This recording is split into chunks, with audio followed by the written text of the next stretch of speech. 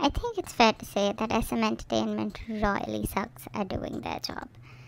I feel like this has just been a culmination of their years and years and years of incapability of doing their job at managing their artists well.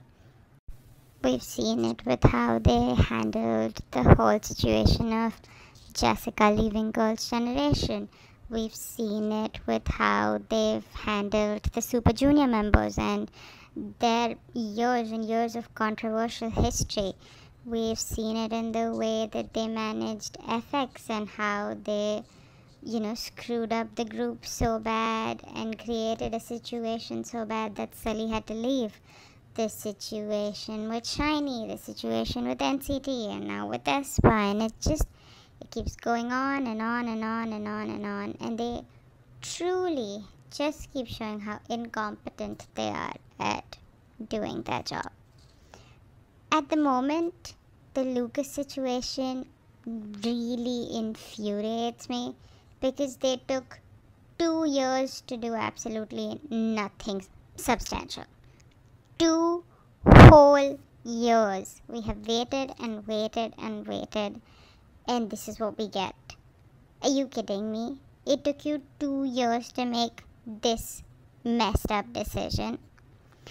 I think you should calm down and start off with a little context. So, what happened was there was anonymous conversation online, discourse online, by someone claiming to be an ex-girlfriend of him and just talking about how he is a horrible person, how he used her for money, how he trash talks every single person in his life, including his fellow NCT members, how he's just not a nice person altogether. This then kind of snowballed multiple other such claims about how he is this toxic boyfriend to the women that he dates. Again, all of this anonymous, none of it confirmed. And then this, because SM at the time was not taking any legal action or, holding people accountable, also led to rumors and other malicious commenters saying that he has a pattern of this behavior and it gets more toxic because there were accusations about sexual assault as well. So it was just not a good situation for Lucas. I think the loudest claim and the one that most fans took seriously was the first claim that was made by an ex-girlfriend, and to prove that she was, an actual relationship with him, she posted some pictures of the two of them together and shared, couple items that the two of them had bought for one another. And this led to a lot of people believing what she said, so much so that some of his biggest fan sites in China shut down. Like, people completely turned their backs on him. And SM Entertainment stayed quiet till they didn't stay quiet. And what they did was make Lucas apologize for said things. Now, obviously, if he's apologizing for it, this led to people believing that all of this was true and that he was taking accountability for his actions by apologizing. Because SM did not claim to take, legal action or anything to show us that he was innocent. And everyone believed it, and the evidence was there, kind of, but people believed it. It wasn't till a little while later when fans actually digged into the evidence that existed about the situation to find out that a lot of the evidence used to make him to make the person who made the claims about him being a horrible person, her story to be justified, were all fake. Like, she apparently shared pictures of Lucas that already existed online previously and were like messages that he had sent to fans, not something that specifically a girlfriend would have. A lot of the timeline of things that she shared was not matching up as well. I will link a video that does a great job at explaining all of these details and of the entire situation that happened, so you can keep track as well. But the overall gist of it was fans found substantial evidence to prove him innocent. At least the claims about what this one fan was making. Every other claim, every other malicious comment, every other story that came around him was not built on with more evidence, especially the claims about SA. So they weren't investigated deeply. Now those could be true for all we know. But again, since there isn't any substantial evidence to it, you can give him the benefit of the doubt. And when fans found this out, it almost enraged people more, and rightfully so. Because if a fan can look into it and find such things to be false, why can't a multi-million-dollar company? You know, what are you doing as a corporation that you can't protect your own artists? And this has been a pattern with SM Entertainment. They don't take initiative to clear the names of their idols. They care more about the superficial perception of it. So if you are being perceived negatively, they kind of wipe their hands off from you. Add to the fact that Lucas is Chinese, and the historical evidence against SM Entertainment and the bigotry and xenophobia that they show to Chinese members also feeds into the narrative that they didn't probably care enough about him to take an effort to investigate this. Irrespective, the substantial evidence in his favor proves that he's innocent, so that they made him apologize for something he didn't do. Then they put him on hiatus. This happens literally weeks before, not even weeks before, days before he's supposed to have a comeback for a song that we will never hear. Like, I want to hear Jalapeno, but we're never going to get to see that music video. We're never going to get to hear that song because of all of this nonsense. But, you know, makes him apologize for something he's not done. And then what happens? 2 years later, he's put on hiatus. He doesn't participate in any of the NCT comebacks. He doesn't participate in any of the wavy comebacks. We don't see him at all, other than like 1 or 2 social media posts that he puts up. Only to then find out that he is being removed from both the groups. It was just so infuriating in the way that they managed this situation. And, you know, I think there are like a lot of logistical factors that also played into it. I think they were more keen on him being a part of the Super M comeback than they were keen on him being part of, say, a wavy comeback or an NCT comeback. And with Kai's enlistment, the Super M comeback is definitely going to be postponed to a later time. So I think in that time they didn't want to get Lucas back in one of the NCT or wavy comebacks. They kind of wanted to keep him for the Super M comeback. So I think if they do want to allow him to be in the public eye, the only way that he can do it is through solo activity. But he could still be an inactive member of NCT and wavy and still do solo work. I don't think it's fair for him to have to leave the group. But just the mismanagement of this situation. Horrible. Horrible, horrible, horrible. I'm not even like a die-hard citizen, and this just pisses me off. And this then again bringing up another 4th generation group in Aespa and talking about them, because I do care about them. I do stand them. I'm a big 4th gen girl group stan, so Aespa is big for me. And this new comeback, I don't even know how to begin this conversation, because the discourse around this is already so prevalent, right? First thing, they've completely deviated from their concept. Yes, this is still part of their story building, and, you know, fans have used that as a justification. No, this is part of their story building. If you look at the video and it doesn't remind you of an Aespa video, they have deviated from their concept. Okay, that's the bottom line of it.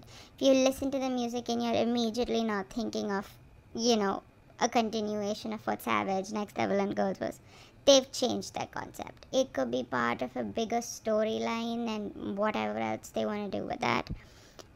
But this is not an Aespa comeback. This is a completely new sound. This is a completely new visual identity for them that translated in their fashion, that translated in the way they've done their hair for this comeback. Everything, every little aspect of this is not Aespa. And that's infuriating to think, because they have been on hiatus essentially for how long now?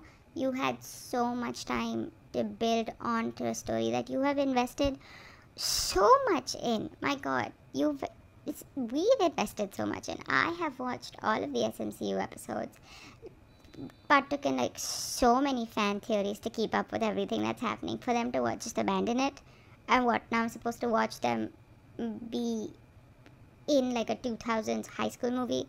Why? I don't want that. I want to know what's happening to Navis. I want to know what's happening in Kwangya. This maybe this is me. Maybe because I'm irritated that I invested so much and it didn't pan out. But still, the concept, the sound, it's not Aespa. And can we talk about how bad the whole promotional aspect of this is? Like, all of the songs, not all of the songs, most of the songs, they had already released during their concert thing that they were doing, their hyperlink concert. So of the mini album, most of it was already heard to us, and there was talks about them doing a full length album.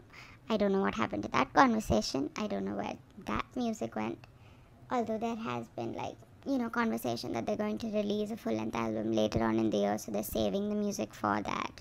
But this was just such a bad rollout, especially after having to wait so long for it. The intro track, when they started off with it, was still good. I get that it's different, but it's just so bland. Like, it's not interesting visually at all. It's the dullest music video that they've ever come out with. The song still is pretty, redeeming to it. One of the better intro songs of K-pop. But the other aspects of their comeback also, I mean, the title track, what the hell is this? And I hate to say it, but it seems like Aespa peaked with Savage. The Savage mini album, best thing they've done. Haven't been able to do anything as good since. Like, the Girls mini album was bad. And even though the title track, not really that good. Girls, I think it's an established thing that it's not a good title track, but the B-sides on the album were pretty good. Like Illusion, really good B-side. The other B-sides as well, I know a lot of people don't like them, but I like Lingo and ICU a lot. So overall, the album had redeeming qualities. For this one, I can't find any. The whole thing that we're gonna have Navis feature on the album, like, you could have just let Welcome to My World be her solo song on the album. Like, her presence in the song is non-existent. It's just so bad. And I keep avoiding the conversation of the title track because it stings. Like, what the hell is this? This is the most generic piece of crap I have ever heard from them. They had such a distinct, unique sound, like the hyper pop electronic sound. You say the word Aespa and you can hear their sound in your mind, right? Something so unique, something so distinct that helps them stand out. They've completely abandoned, for what? To be able to fit in to what is palatable to the American market? Really? It's so bad. And the B-sides are also so average. The fact that I've already heard all of them, like we've heard Salty and Sweet, they did this whole promotional thing with it without it even being like an official pre-release with the dance practice and stuff. I'm Unhappy was part of their again hyperlink concert where they played it again.